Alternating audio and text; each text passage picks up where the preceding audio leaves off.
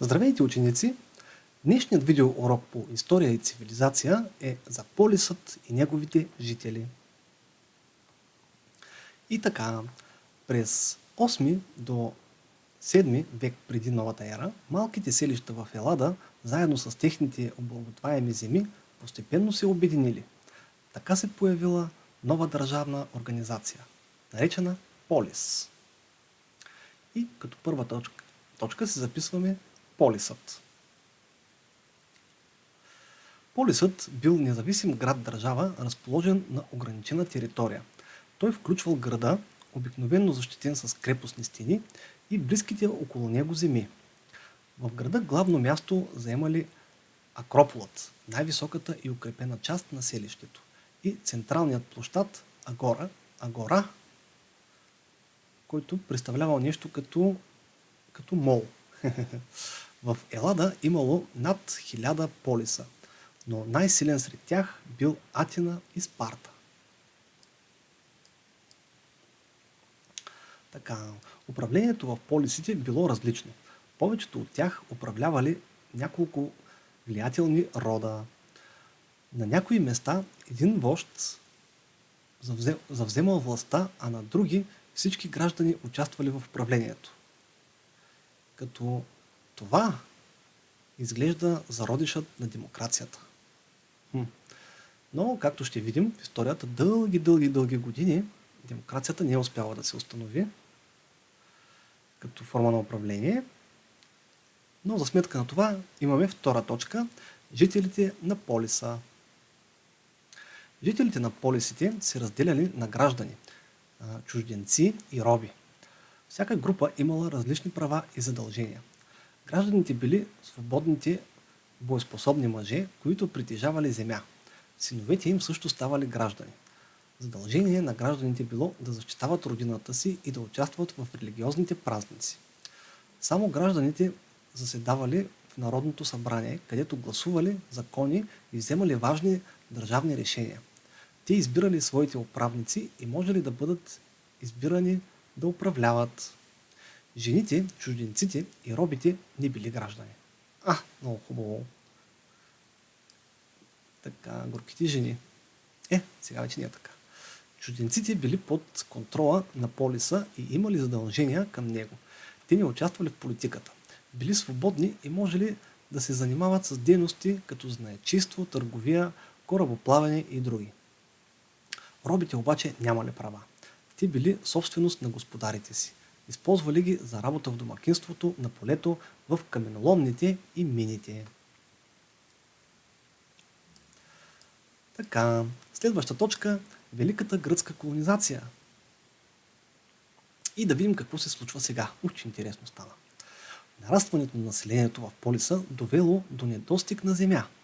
Това предизвикало борби както за земя между богатите и бедните граждани, така и за власт между отделни влиятелни родове. По тези причини част от елините напуснали родните си места и се заселвали другаде. Този процес, започнал през 8 век преди новата ера, е наречен Велика гръцка колонизация.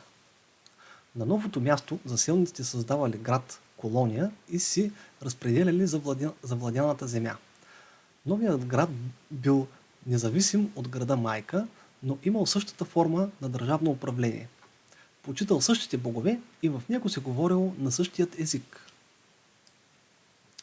През 6 век преди новата ера елините вече били основали многобройни градове, колонии по крайбрежието на Средиземно, Егейско и Черно море.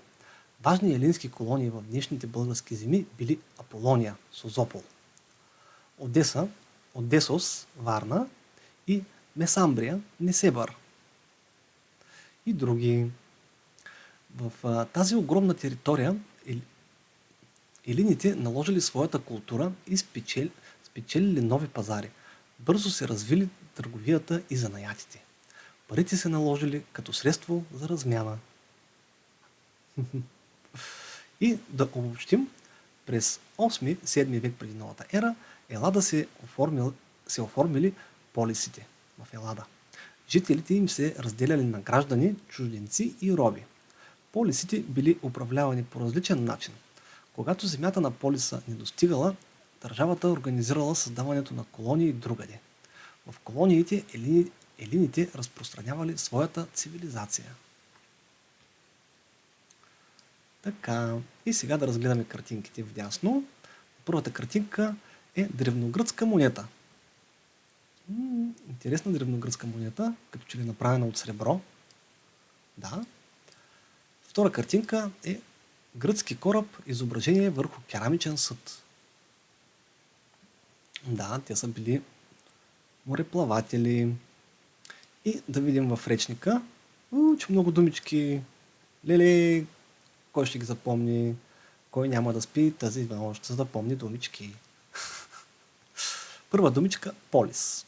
Град-държава в Елада, който включва града и прилежащите му територии. Следваща думичка – Акропол.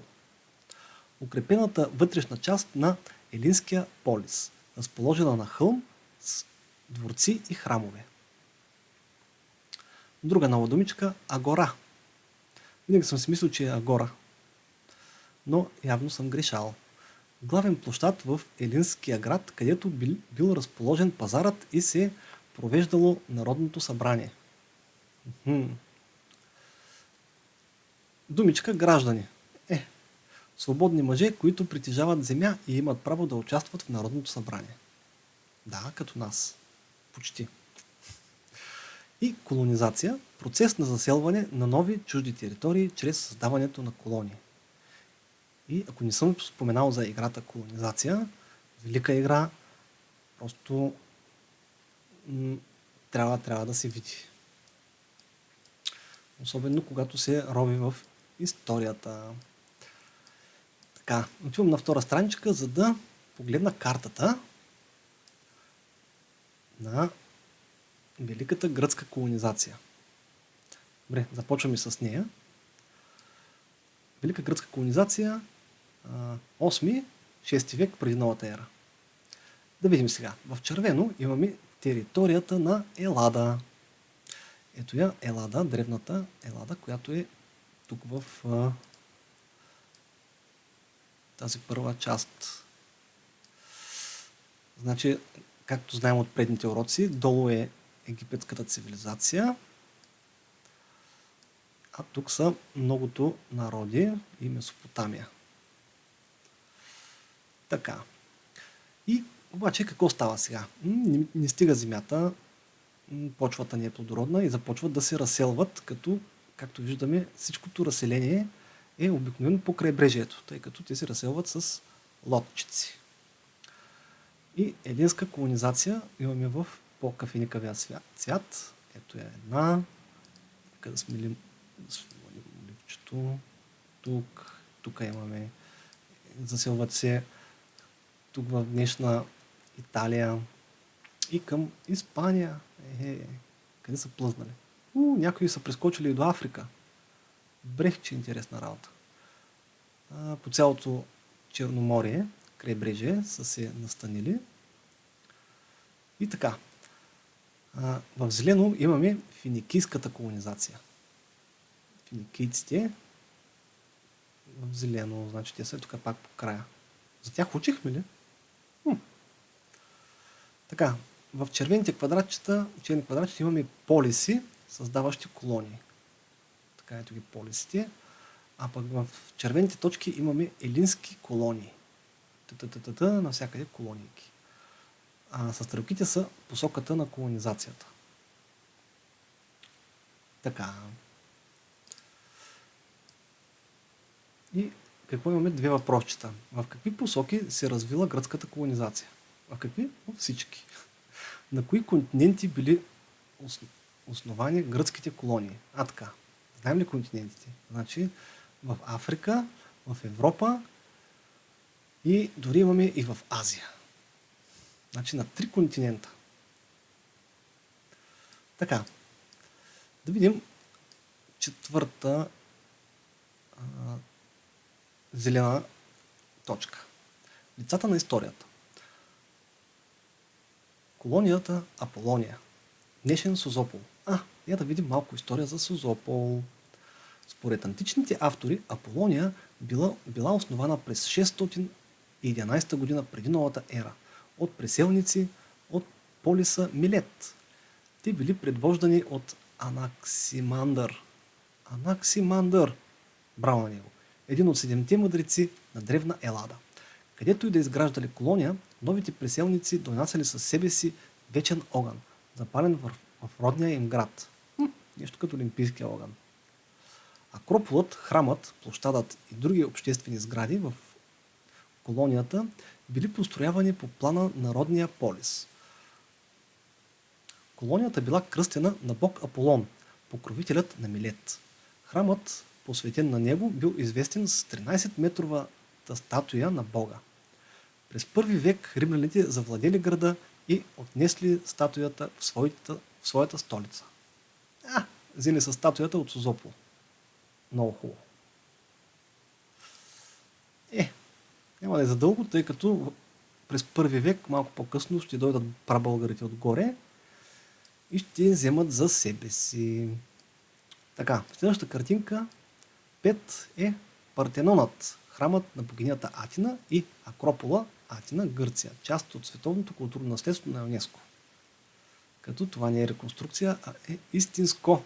Който не е виждал Акропола, може да отиде в Гърция или да си пусне Google Maps и оттам също може да разгледа тези интересни места по света. Така, документът и въпросите и задачите оставям на желаящи бъдещи историци да си потренират.